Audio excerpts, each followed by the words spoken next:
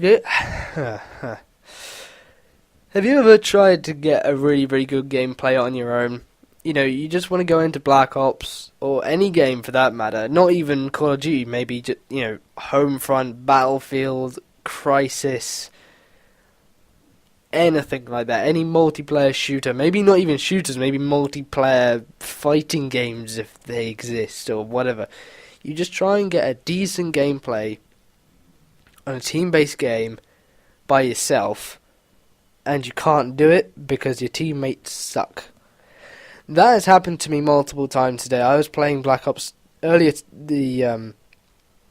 tonight, and Jesus Christ, I mean, there were more things than just bad teammates winding me up. And to be honest, I look back now and think, yeah, I really shouldn't have raged as much as I did. And to be fair, I kept my cool for the majority of the night. But there were just some games I was like, I don't want to sit through this anymore. It's so bad. And it's just like people ignoring flags. Like, the thing with Domination is it's one of those games where if you're not in the part of the map where you need to be, you need someone else there to be doing it for you, right? So, say they're capping B and you're at A because you were just defending A from people trying to flank you. Well, you can't always necessarily rush out to that point. I mean, yeah, you can find examples like Nuketown where it's completely plausible. Or, I don't know, what's another one? Summit, for example. Maps which are really, really close together. But maps like this, Berlin Wall, which is a map I hate, by the way, it can be quite tough to get from one end to the other and, stop them from capping flags. By the time you get there, they've already capped it, and there's a good example of that later where I was perfectly equipped to take the guys out, but they caught the flag, and then I had to recap it, and so on and so forth. And the problem is that when you're running with randoms, you can't tell them to do. Well, you can put your mic in, but a lot of people just mute you. I think in America it's not so much. I don't know what it is. The culture between, the two countries. It's really weird. Like, British players don't like talking to other people in the lobbies, and American players do. It's really weird, but it's true. It's just a culture thing, and you can't really tell your teammates what to do. A lot of times they just don't listen. That's why you try and play with a squad, and it gets worse with the fact that they're just not good players. Now, there's a kind of thing like, oh, what do you define as a good player? Well, I define a good player as someone who's got something like at least a 1 KD, because there is some, logic to you have to get kills and not die as much to control the game, and also have a decent win-loss, because if you've got like a 4 KD but your win-loss is something like 0.4, then I'm going to think, you're not really doing much for your team there, and I can tell that, because if it was TDM, you'd have an above 1 KD. If you have a 4 KD and all you play is TDM, you must have a really, really good win-loss. If you're playing Domination, on the other hand, that would explain it. So, that's what a good player is someone who can play objectively and aggressively at the same time. That kind of makes me sound like I'm being down on defensive players, but to be honest, playing objectively early game is defensive anyway. So, it's all very complicated, but the point is that the guys I was playing with tonight are not good players. Seriously, if you are going 7-22 in the first part of the game, when you've still got double-digit score in Domination, then you're a bad player. Because, seriously, 22 deaths a guy got. The Summit game I'm referring to was the only game I rage quit today. It's the only one I left, mainly because the guys in it just sucked. They literally had no idea how to defend, cap flags, anything like that. They had no idea how to win gunfights. Maybe it was just the guys on the other team were much, much better. But there's me trying to, win this game by running around, getting kills, whatever. Oh, and not to add in the fact that Black Ops has awful connections sometimes, and you just end up taking some guy head on with your FAMAS, because you have to use the FAMAS. And he's using an Enfield and he wins, and you're just sitting there thinking, what just happened? You know, that's the kind of thing that's the kind of thing that winds me up about this game. And I know it's ironic because I just put up a gameplay about, not getting stressed out, but jeez, look here.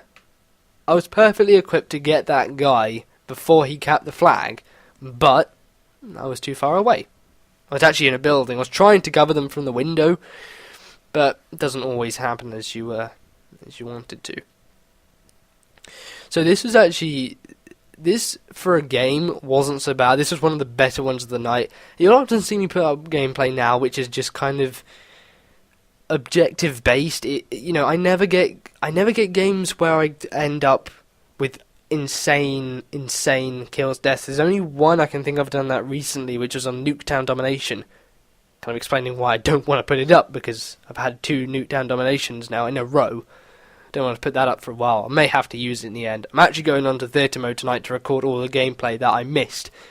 Something about recording for YouTube. They're like, oh, he's now recording. Quick, give him all the bad players so he automatically loses. It's not necessarily that, oh, I've got bad players on my team, therefore I can't possibly win. It's a thinking of, you've got the bad players, therefore, by comparison, the guys on the other side have to be the good ones. That's the idea. You're completely outmatched. And it does suck, but you gotta, just one of those things. Makes my blood boil. It's annoying. It really is. But anyway, one of the things I do want to put up a video about is I had a prediction. I may have mentioned it about the support packages kind of taking away the rage from the game, because I figured that the moments that are most... The things that get you wound up on Call of Duty is when you die. That is the one thing. You notice stuff when you die. You notice the games you lose. You notice the stuff that you're getting killed to. Hence why things like Ghost, Second Chance always get complained about, because people are dying to them a lot. And things like the FAMAS. Now, the reason that is that because Call of Duty has always been, you've only got a good gameplay if you've got a really, really high score and, really low deaths. And that kind of sucks for a lot of people, because they may get a lot of deaths, but they're getting a lot of kills at the same time. And they're not using the kill whore kill streaks like I don't often. I mean, this game I'm using Counter Spy, Napalm, and Blackbird. And the only reason I'm using Napalm is I actually wanted to boost up the amount of kills I get in games. And, it doesn't really work out too well for me at all.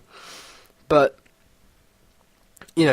these guys just running, in Black Ops, for example, they might be running Spy Plane, Counter Spy Plane, Napalm, with really, really low setup, and they might not even get that because they might not be that skilled, but if they weren't in the match, then maybe the team would have struggled a lot more, because these guys are always throwing themselves at the B flag, they're always trying to spawn trap, etc, etc. Now, the thing with the support packages is that it means it will take that kind of fear of death out the game. You don't have to be on an insane kill streak just to get a good gameplay anymore. You can be on a good game, but you died a lot. It doesn't matter because you've still got your stuff. However, I'm not sure if that's true. I'm not sure if it's going to take the rage out of the game. And there's a bit of thinking towards that, which I want to put up in a video. Just a little thought I had earlier while I was thinking to myself, which I often do. And I actually have a game on Array where I sniped, which is something you don't see me do a lot. I say sniped. A lot of it was with the Galil. That's not the point, though. The point is, final score was 21-10. I've been the Spectrum. Subscribe, please, if you want to. And hit the like button. It really, really helps me out. But other than that, guys, peace.